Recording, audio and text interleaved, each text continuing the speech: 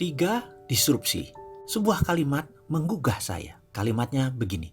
Apa yang akan terjadi dalam dunia bisnis Indonesia hingga tahun 2030? Apa jawabnya? Maka saya akan pilah dulu bagian per bagian, yaitu bagian pasar atau market dan bagian perilaku customer. Setuju ya? Kita membahas mengenai kaum milenial. Kaum milenial adalah mereka yang lahir di sekitar tahun 1981 hingga tahun 2000, di mana saat ini merupakan early adopter dari calon orang kaya. 50% manusia produktif Indonesia saat ini adalah kaum milenial ini. Dan di tahun 2030, 75% lebih angkatan kerja produktifnya adalah kaum milenial ini. Juga orang kayanya adalah kaum milenial ini. Kita overview mengenai apa yang saya sebut 3 gelombang besar bisnis di Indonesia, di mana informasi ini masih akan relevan hingga 10 tahun ke depan. Yang akan Anda hadapi dalam 10 tahun ke depan adalah 3 masalah disrupsi. 3 disrupsi besar ini telah terjadi.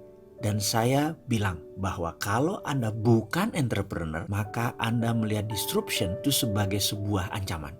Tapi kalau Anda entrepreneur, maka inilah masa di mana kita menyebutnya the whole new world of business. Dunia baru dalam bidang bisnis. Saat ini ada peluang jutaan banyaknya. Walaupun di sisi lain ada jutaan pekerjaan tutup, ribuan bisnis baru tumbuh dan ribuan bisnis lama juga mati. Itu disruption yang baru. Apa yang di disruption saat ini? Misalnya Matahari dan Ramayana dibunuh sama Bukalapak dan Tokopedia. Travel agent dibunuh sama Traveloka. Tapi di balik itu sahabat, ada jutaan peluang yang tumbuh baru juga. Jadi kalau ada yang mati, pasti ada yang lahir baru. Anda mau bagian yang mana? Ikut bagian yang mati atau ikut bagian yang lahir?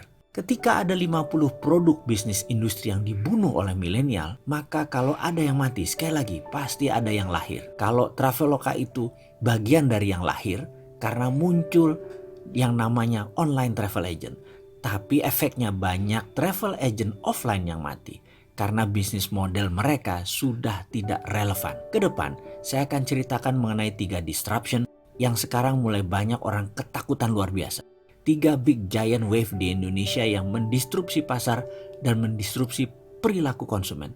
Terutama perusahaan-perusahaan kayak Indofood, Astra, Mayora, Kalbe Farma yang besar-besar itu shock sekarang. Karena tiba-tiba muncul pemain yang sama sekali tidak dikenal. Tiba-tiba muncul, tiba-tiba merusak semuanya. Gojek misalnya baru 9 tahun. Ada yang tahu berapa market value-nya? Lebih dari 10 billion dolar. Kalau dirupiahkan berapa? 150 triliun. Itu uang semua, nggak ada kertasnya. Garuda, Anda tahu berapa market valuation-nya? Nggak nyampe 40 triliun. Yang satu 9 tahun, yang satu 40 tahun, bayangkan. Dan yang 40 tahun itu merangkaknya pelan-pelan. Sampai sekarang nggak nyampe tuh angka 100 triliun. Yang satu lagi eksponensial dalam 9 tahun melejit hingga lebih dari 150 triliun. Jadi perusahaan milenial itu seperti tidak ada asetnya. Sahabat, jangan bangga Anda kerja seperti di Astra, di Indofood karena pegawainya ribuan, karena gedungnya di Tamrin atau Sudirman. Sekarang anak-anak milenial nggak bangga kerja di perusahaan begituan karena mereka bangganya kerja di perusahaan yang digital. Misalnya Gojek itu menjadi inceran banyak orang. Padahal Gojek asetnya apa? Gojek nggak punya aset. Motor nggak punya, mobil nggak punya, Gojek nggak bayar BPJS, nggak bayar gaji supir ojek. Intinya aset Gojek kecil. Karena itu bisnis mereka bisa besar karena asetnya kecil. Ini aneh dengan bisnis yang zaman dulu. Asetnya besar-besar gitu ya, dan hutangnya besar. Ini tidak. Sekali lagi, di sisi lain, Netflix itu pegawainya cuma 6.000 orang. Valuationnya lebih dari 160 triliun. Kantor aja nggak punya. Jadi omsetnya luar biasa walaupun asetnya kecil. Karena itulah kunci bisnis digital, asetnya kecil. Lalu diskusi apa yang kita akan seriuskan? Kita akan diskusikan pertama tentang millennial disruption. Kenapa millennial disruption?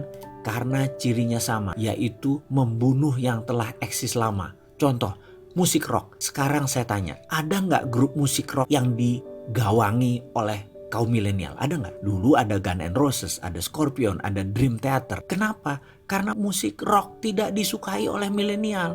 Milenial sukanya musik apa? Musik hip hop. Ada 50 produk bisnis industri yang dibunuh milenial. Dan itu bukan kata-kata saya, tapi itu kata-kata riset. Semua ada risetnya.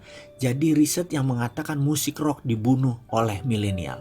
Sahabat, sejak 2017 untuk pertama kalinya album musik rock dilampaui oleh album musik hip hop. Jadi ada satu yang nyungsep pelan-pelan, ada satu yang naik. Pertanyaan pengingat, Anda mau yang nyungsep atau ikut naik? Misalnya lain lagi, grup lawak itu dibunuh sama milenial. Sri Mulat sudah nggak ada. Dulu ada Jayakarta Group, hilang semua, dibunuh sama milenial. Karena milenial nggak suka dengan grup lawak. Sukanya apa?